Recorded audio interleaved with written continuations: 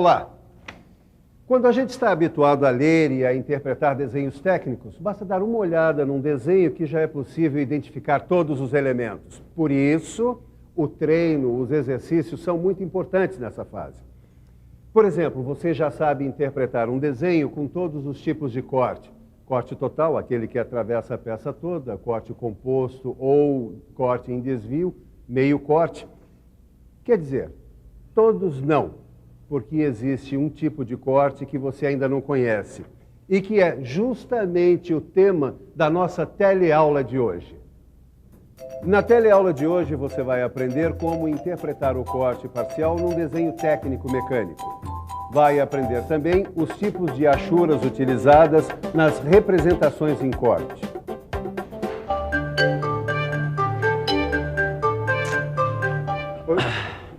Tem algum problema? O Caio aí não tá muito bem, não. O que é, Caio? Você tá doente? Ontem eu fiquei meio enjoado, acho que eu comi alguma coisinha que não me fez bem. Aí eu resolvi tomar uns remedinhos por conta própria, né, Silva? Aí já viu. Acho que eu piorei. É claro, só podia piorar, né, Caio? Só podia piorar. A automedicação é um negócio muito sério. Pode levar uma pessoa à morte, rapaz. Mas eu falei pra você... Tá rindo do quê, seu Tito? Não ria não, que a coisa é muito séria. A automedicação pode, se o senhor levar uma pessoa à morte. Eu mesmo tive um amigo que quase bateu com as 10 por causa da tal da automedicação. Ele quis bancar o médico dele mesmo. Vocês dois lembrem-se, remédio só com receita médica. Olha, eu vou te dar uma dispensa, você dá uma passada no médico e vai cuidar da sua saúde, tá? E sem cuidar da saúde, amigão, nada é feito. Ô, Silva, são esses os desenhos que você ia dar pra gente estudar? São sim. Toma, vai lá e qualquer coisa manda recado pelo Tito. Pode levar para estudar. Ô, Caio, se você melhorar, passa lá em casa pra gente estudar aquela história de corte parcial. Tá legal. Obrigado, Silva. Força lá, hein, mano. Mas você aí em casa não está dispensado não, porque a nossa teleaula de hoje está apenas começando.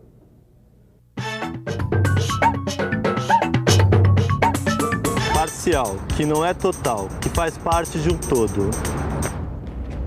E aí, Tito, tudo bem? Ô, Caio, poxa, você tá com uma cara bem melhor hoje, hein? O médico me deu um remedinho que foi tiro e queda. Que bom. Por cima me deu uma bronca, rapaz. Automedicação nunca mais. Graças a Deus, né? Esses nem são os desenhos que o Silva mandou, é? São estes mesmos. Ó, eu tô olhando e não consigo descobrir essa história de corte parcial.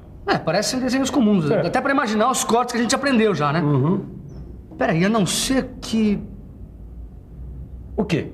Vai dizer que você descobriu alguma coisa. Presta atenção. Vê se você não concorda comigo. Nessas peças aqui, os elementos internos que devem ser analisados num corte estão concentrados em uma determinada parte da peça. É mesmo. Puxa, Caio, esse remédio te fez bem mesmo, hein? Talvez seja nesses casos que se aplique o corte parcial. Exatamente. Nas peças em que os elementos internos estão concentrados em partes determinadas, não é necessário imaginar cortes que atravessem toda a extensão da peça. Não é mesmo, Miguel? Claro. Nesses casos, basta representar o corte que atinja apenas os elementos que se quer destacar. E é por isso que esse corte tem esse nome, corte parcial. Ele é imaginado para cortar parcialmente a peça, apenas na parte desejada. Bom, mas o meu lema é mostrar em vez de contar. Você fez o desenho, Miguel? Tá aqui. Aqui está o desenho em perspectiva de uma peça com aplicação de corte parcial. Você está vendo essa linha aqui, olha? Olha só. Ao contrário das outras, ela é desenhada à mão livre. O seu nome é linha de ruptura. Essa linha mostra justamente o local onde o corte está sendo imaginado, deixando os elementos internos da peça visíveis, como está aqui no desenho. Essa linha deve ser sempre representada assim como você viu, contínua, estreita, à mão livre. Angela, não é melhor mostrar um outro exemplo? Eu sei que tem vistas ortográficas desse desenho no computador. Boa ideia. Vem só aqui comigo até o computador. Dá só uma olhada. Essa vista representada com corte parcial é a frontal, porque o observador imaginou o corte vendo a peça de frente e porque é a vista em que os elementos são mais visíveis. Repare que nas partes não atingidas pelo corte parcial, os elementos internos devem ser representados pela linha para arestas e contornos não visíveis. A linha de ruptura também é utilizada nas vistas ortográficas. Olha só, ela deve ser contínua, estreita, irregular e à mão livre. Mas existe uma outra forma de representar a linha de ruptura. Aqui, nesta outra vista ortográfica, você vê a linha de ruptura representada através de uma linha contínua estreita e em zigue-zague. Repare também que as partes maciças do modelo, atingidas pelo corte, são representadas achuradas. Quer dizer, então, que esta é uma vista parcial. Depois que a gente entende, fica mais fácil interpretar o desenho, né? O segredo está nessa linha de ruptura, que mostra o local onde o corte está sendo imaginado. Ele pode ser representado por uma linha contínua estreita, à mão livre e irregular, ou como nesse caso, uma linha contínua estreita em zigue-zague. Mas peraí, eu tô pensando uma coisa. Se você tem uma peça com duas partes, que tem elementos internos, e essas partes estão separadas, como é que você faz? Bom, nesse caso eu acho que a gente tem que fazer 2 cortes parciais. 2 cortes parciais? Será mesmo?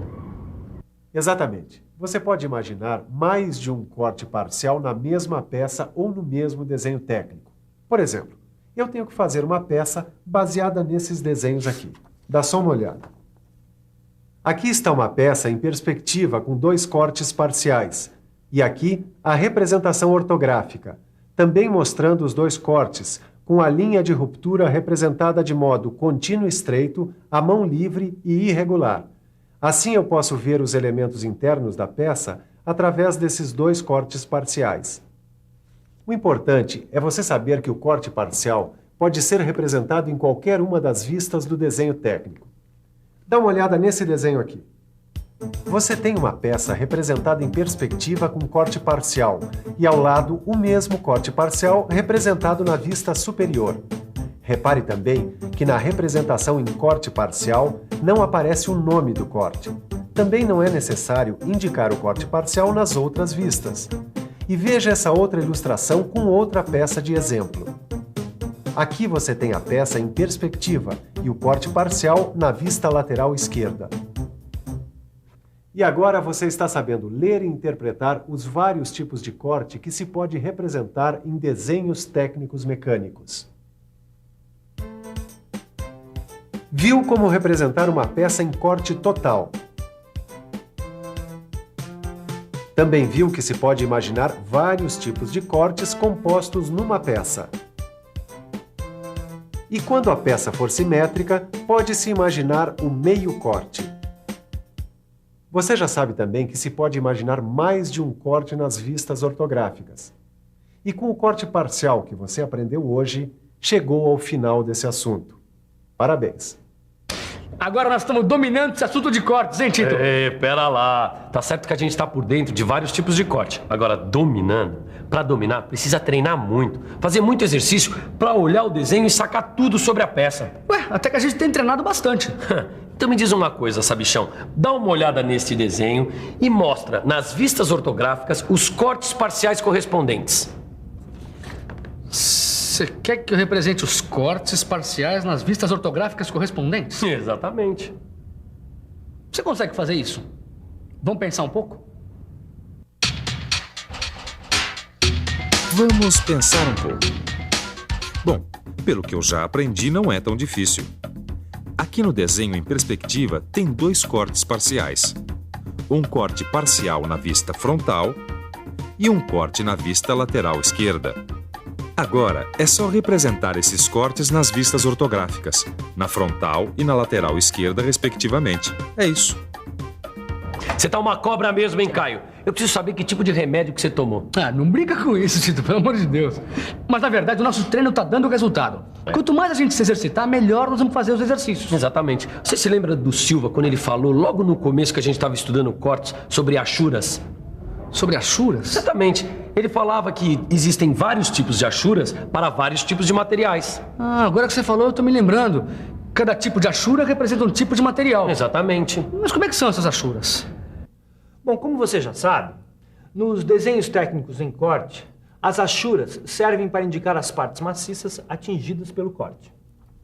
As achuras também podem ser utilizadas para indicar o tipo de material a ser empregado na produção do objeto que foi representado. Nos cortes que você estudou até agora, foi usada a achura que indica qualquer material metálico, certo? Conforme recomenda a norma da ABNT. Agora, dependendo da conveniência, a inclinação da achura pode aparecer invertida. E tem mais uma coisa.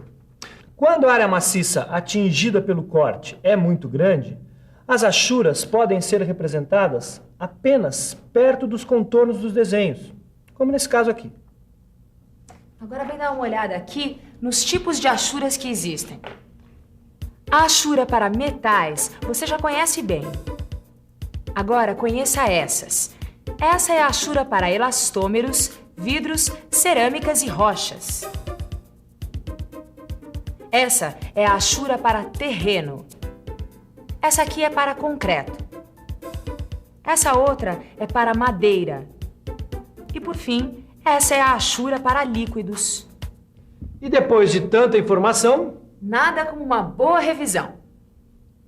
E atenção, se liga aí que é hora da revisão.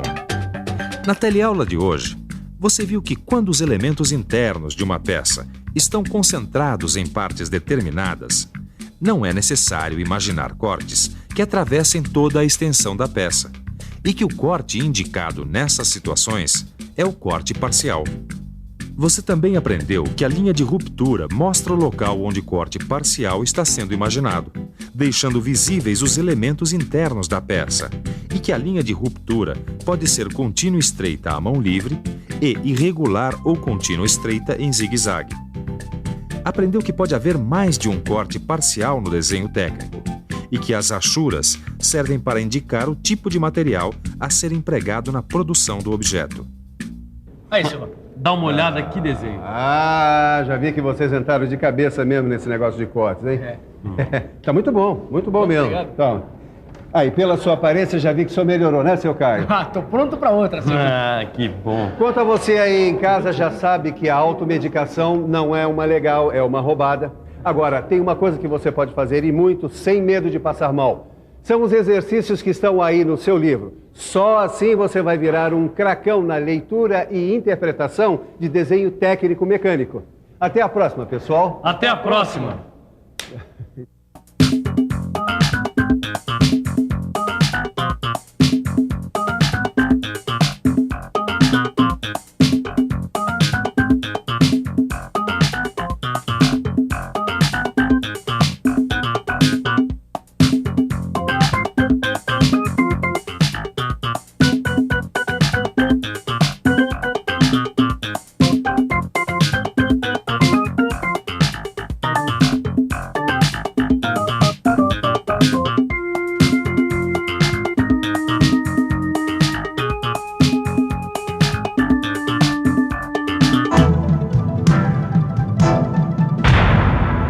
Telecurso 2000, um programa de educação do Sistema Fiesp e da Fundação Roberto Marinho.